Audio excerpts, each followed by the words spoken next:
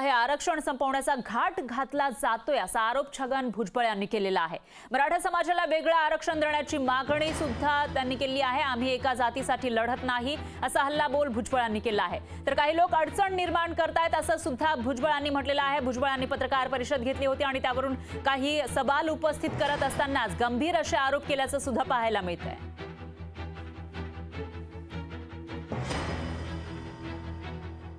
लोकशाहीमध्ये आता हे मोर्चे वगैरे होऊन, परंतु आमचं म्हणणं सरकारला किंवा जनतेला एवढंच आहे की आम्ही ओबीसीसाठी आहोत, एका जातीसाठी लढत नाही।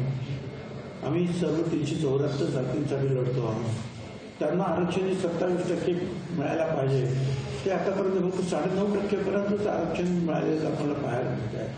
आणि अशा वेळेला ते आरक्षण संपवण्याचा घाट कोणी घालत असेल तर मला असं वाटतं की ते आरक्षण वाचवण्याचा प्रयत्न जो आहे सरकारमधल्या लोकांनी, सरकारच्या बाहेरच्या लोकांनी सगळ्यांनी तो प्रयत्न केला पाहिजे। लोकशाही मराठी ऐका, पहा, जागरूक रहा।